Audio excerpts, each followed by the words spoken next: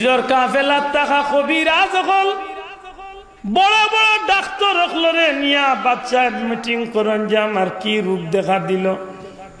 রক্ত তো বন্ধ হয় না, মুখে দিয়েও রক্ত যায়, চোখে দিয়া রক্ত যায়, কানে দিয়েও রক্ত যায়, পেশাব পায়খানার রাস্তা দিয়েও রক্ত যায়।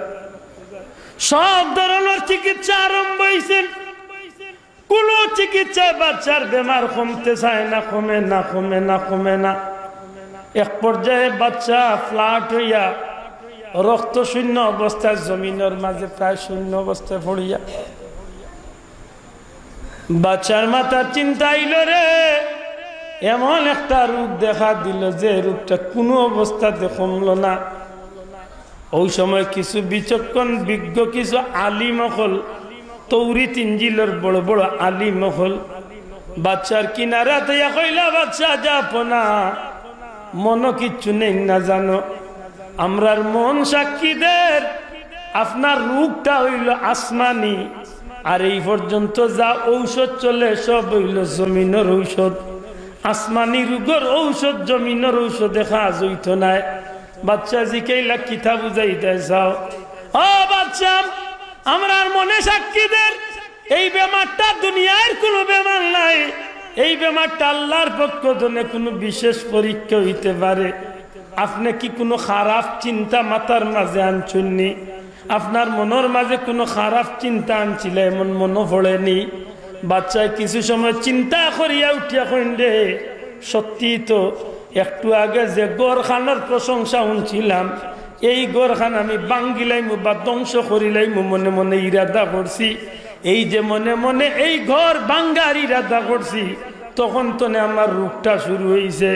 আল্লাহর বন্দায় মনে মনে তওবা করিলাম, ইগর যদি আল্লাহর ঘর হইয়া থাকে আমি ইগর আর বাংতাম নাই। যেমনে খালি এই নিয়তটা আল্লাহর বন্দায় বাচ্চা ফিরাইয়া আনছেন, সাথে সাথে ঔষধ ছাড়া আল্লাহর বন্দার বেমার বালা হই যায়, সাথে সাথে দান বেমারটা ঔষধ ছাড়া কমে যায়। সুবহানাল্লাহ। আমার ভাই হল বন্ধু হল, যেই মাত্র খালি বেমারটা কমে গেছে, বাচ্চা তুব্বাউল হিমারি আল্লাহর বান্দা এখন যখন এই গোটার প্রতি আমার এই নিয়তটা পরিবর্তন করার কারণে বেমার কমিয়েছে, আমার মনে সাক্ষী দেয় এই ঘর দুনিয়ার কোনো সাধারণ ঘর নাই। সুবহানাল্লাহ। এই ঘর বড় আজমতওয়ালা শানওয়ালা ঘর। এই ঘরের লগে আমি কোনো সময় আর বেয়াদবি করতাম না। আল্লাহর বান্দা মনে মনে সিদ্ধান্ত নেই, উলামা হযরত আল্লাহর লগে তাওরাত ইনজিলের বড় বড় আলিম আল্লাহর লগে পরামর্শ করমু, তারারে জিকাইয়া কইমু যে আমি এই ঘর সম্পর্কে কি কিচ্ছু করতে পারিনি, এই ঘরের সৌন্দর্য বাড়ার লাগেনি আমি কিচ্ছু করতে পারি, এই ঘরের খেদমত করার কোনো সুযোগ কি আমার আছে? আলিম মখলরে নিয়ে সুন্দর করে বৈঠক করলে আলিম মখলে কইন, বাচ্চা আপনার ইচ্ছা, আপনি যদি কিচ্ছু করতে চান আপনারে আমরা পরামর্শ দিব, তবে আপনি কি করতে চান খোকা? বাচ্চা এখন পৃথিবীর সবচেয়ে দামি রেশমি সুতা দিয়া আমি চাই আর এই গরুর উপরে এমন একটা গিলাফ বান্ধিয়া দিতাম, যাহাতে এই গড় খান আল্লাহর গড় হিসাবে দেখতেও সুন্দর বাড়ি যায়, ই গড়ের মান খান যেন কিয়ামত পর্যন্ত আল্লাহর বাড়াইয়া দিলা।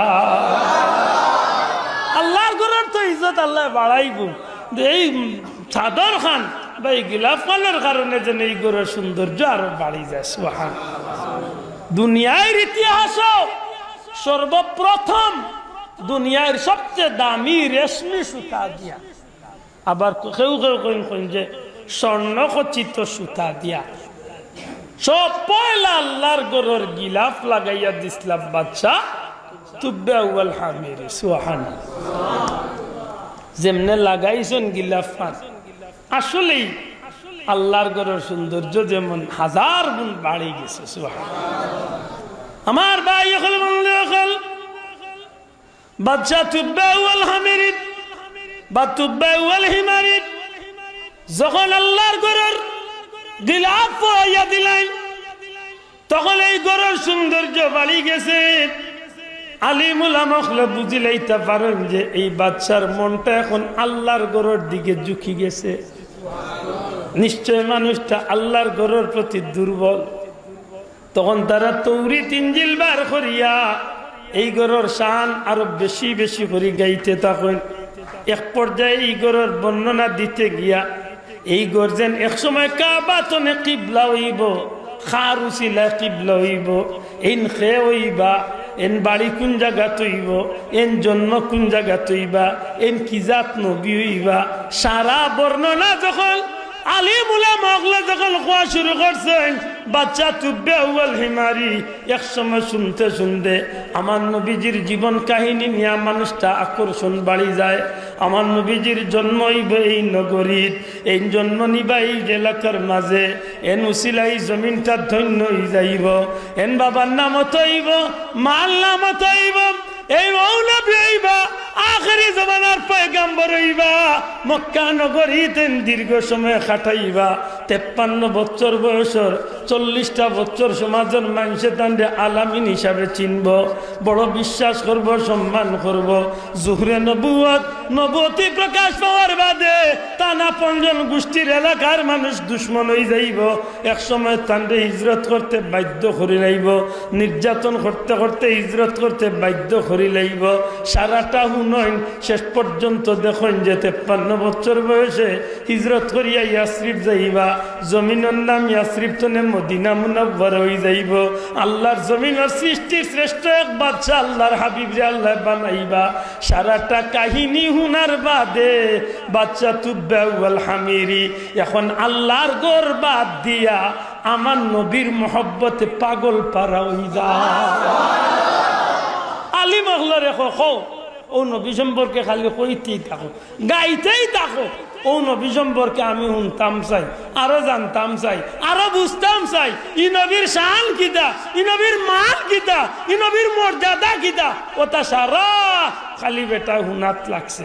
এটা নবীর জন্মর আলোচনা শুনে শুনতে শুনতে শুনতে শুনতে এক সময় বেটা উঠে কষ্ট বন্ধ কর, বন্ধ করো।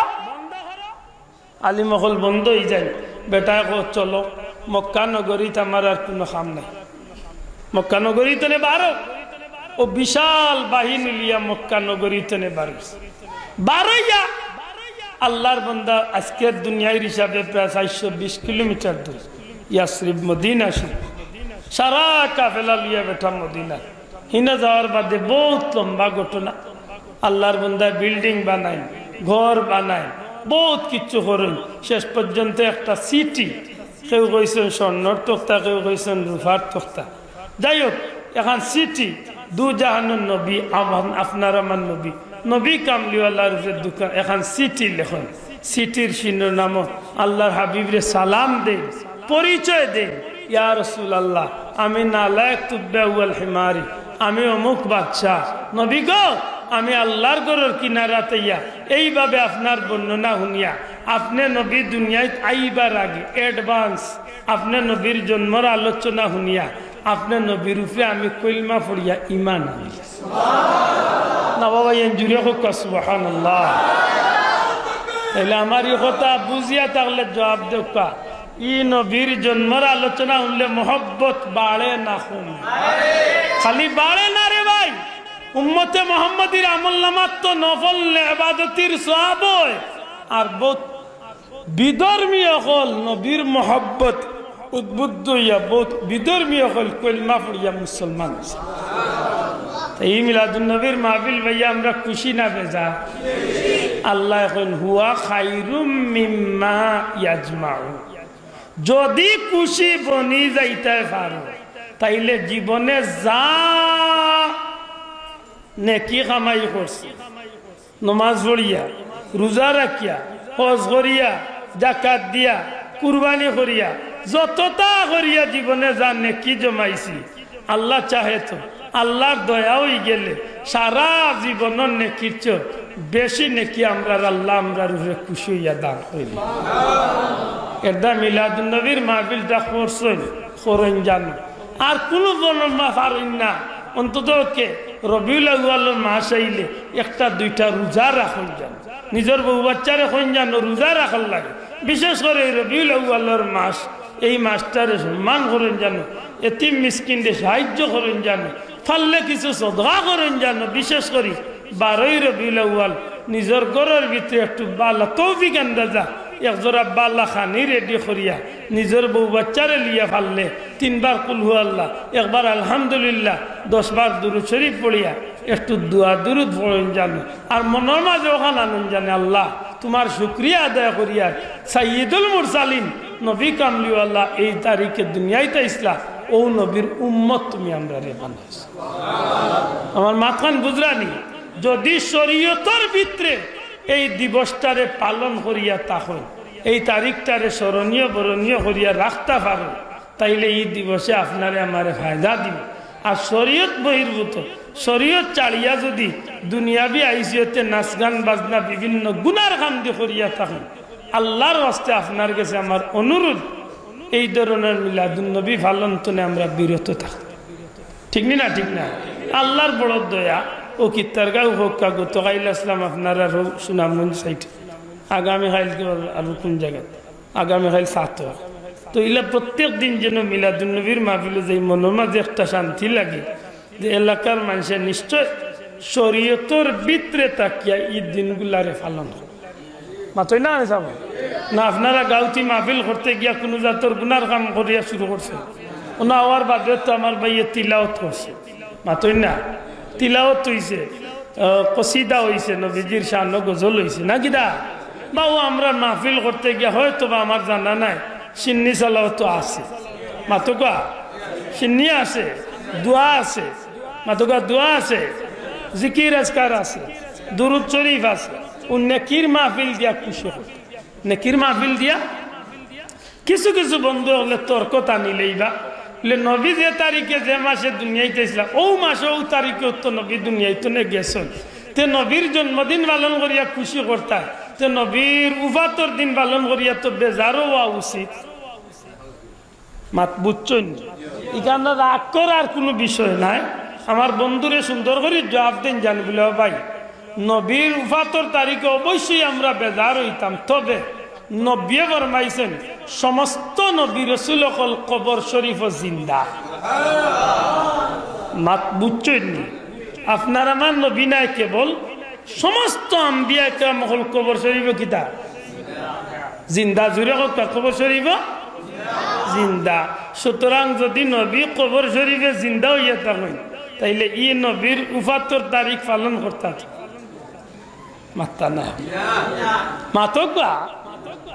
আমার নবীজি ফরমাইন প্রত্যেক দিনের আমল নামা আমি নবীর কাছে পৌঁছাইয়া দেব না। বাবা এই দূরে হোক সুবহানাল্লাহ।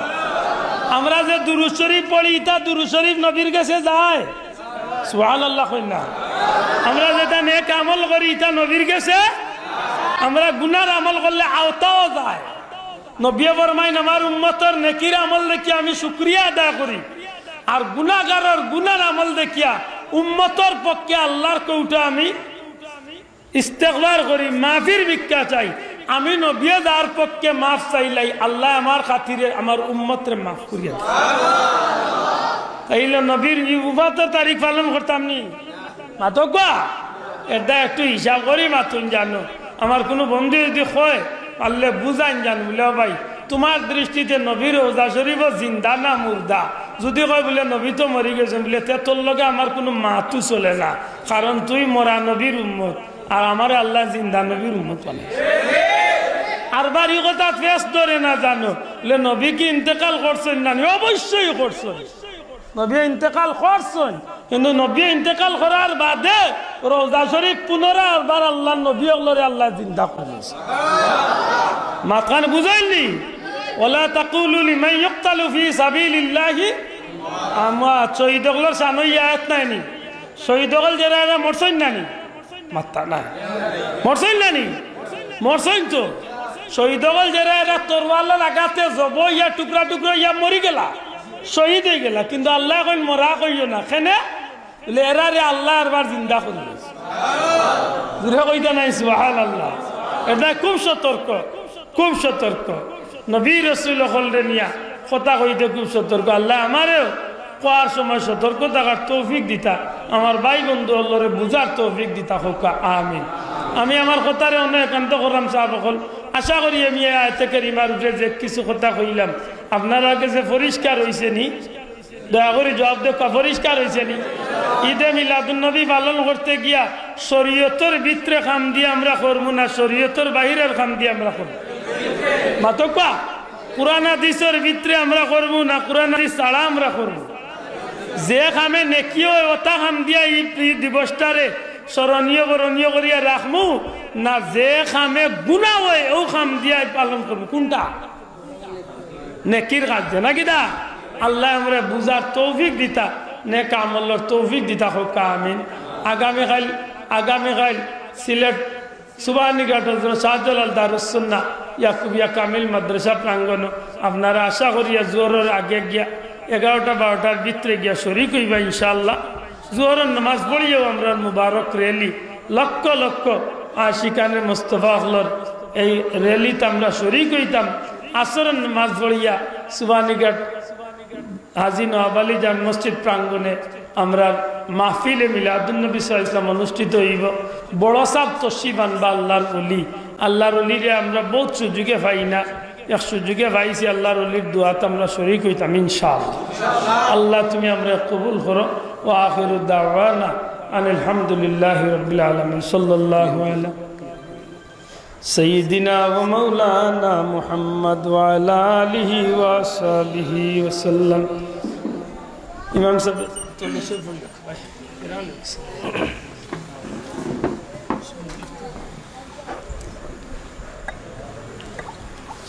نحمده ونصلي على رسوله الكريم. ولما تم من حمله صلى الله عليه وسلم شهران على أشهر الأقوال المروية توفي بالمدينة الشريفة المنورة أبوه عبد الله، وكان قد اجتاز بأخبر بني آدم من الطائفة النجارية مكث فيهم شهرا سبق من يعانون سقه وشكواه. ولما تم من حمله صلى الله عليه وسلم على الراجل 9 أشهر قمرية وعلى لزمان أن ينجلي عنه صلاة حضرت أمه ليلة مولودها سيدة مريم في نسوة من الحصيلة القدسية وقالت النبي صلى الله عليه وسلم